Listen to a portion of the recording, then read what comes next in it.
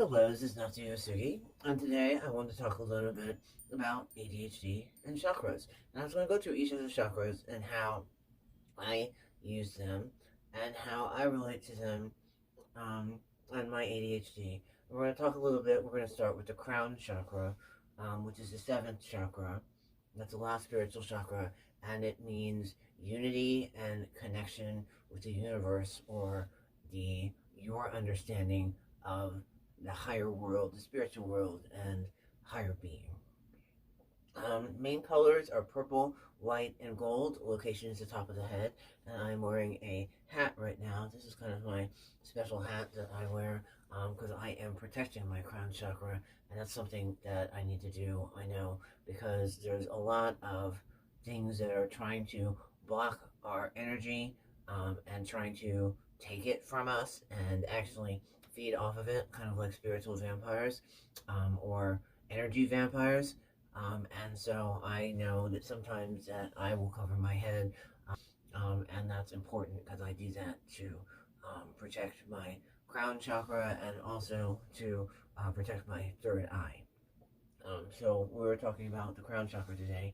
Um, Sanskrit word is Sarasraha, and it governs our thoughts, and the affirmation is I know. It is our connection to the divine, and when it is imbalanced, we can feel disconnected from the universe, and that can be a little bit unsettling.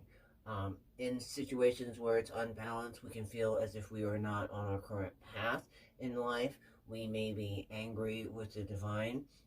We may run into energy disorders such as depression or exhaustion or feeling confused. Um, Apathetic or either alienated from self or from other people or even from the world. I know that if you're kind of in a state of depression, that can happen. And I know that with ADHD, a lot of times I feel as if I'm kind of separated from the world. And I know at times like that a lot of times I feel that sometimes people don't understand me or the way I speak or what I'm talking about. And that's okay because everybody has their own understanding of how the world works and communication and things like that. But what I do is I will usually try to go sit in silence, you know, um, I don't know, tree hugging or going out in nature, all of that is good to do, and grounding. I did spend a significant amount of time um, in the desert in on tribal land, which was actually very important to me. So I was very close to wildlife and desert plants and flowers, which maybe I'll share some of those images someday. That would be nice. There was this actually really cool Bodhi tree, is what it was called. Um, in front of the house. That was really nice, and so I'd like to share that with somebody here. But going back to the topic at hand, so when your crown chakra is unbalanced, you can feel lack of trust, lack of faith, or inspiration.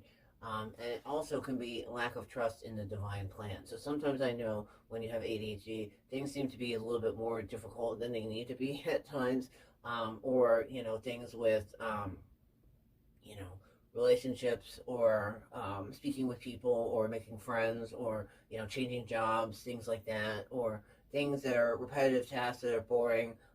Sometimes that can cause an issue, and it causes difficulties, and sometimes you can be like, well, why is this happening to me? Why do I always get chewed out by the boss? Or why do I always lose the relationship I'm in? Or I was just dating this person and now all of a sudden they break up with me. Now it could be issues with communication, it could be a lot of other things, but a lot of times, sometimes I know that there can be issues like that, and it seems like nothing is going right, and that can be you could have um, an imbalance in the crown chakra. And so what I wanted to talk about today, the tip for this video, is getting rid of old habits. And so, for example, if you have a habit like, you want to change the way you eat because you're eating crap.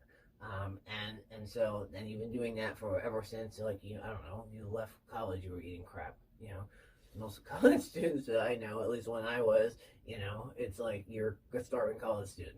Um, Especially if you're trying to be an artist at the same time, that usually goes hand in hand together, I think, or at least in my experience. Um, and so the first thing in order to change a habit is one, to be aware of it. So that is the first thing. So if you don't acknowledge the habit, then you don't know that it exists or it's an issue. The second thing is to shift your consciousness. So, for example, if you want to say, you're in a relationship and, the communication is difficult, or you want to say, well, I never get picked for a gallery show. I'm just picking something randomly.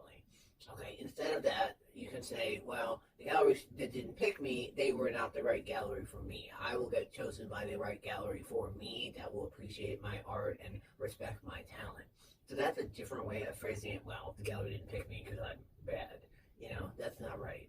Okay, well, not right. That's just a negative way of viewing it.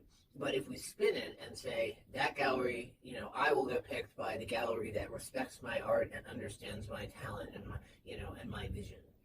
Then you're putting a positive spin on it. You're acknowledging that the first gallery didn't pick you, but you're saying that the next gallery that will, you're putting a positive spin on it. It's kind of not so much, you could call it the law of attraction. It could be even more positive than that. I will get chosen by a gallery in the future, for my artwork.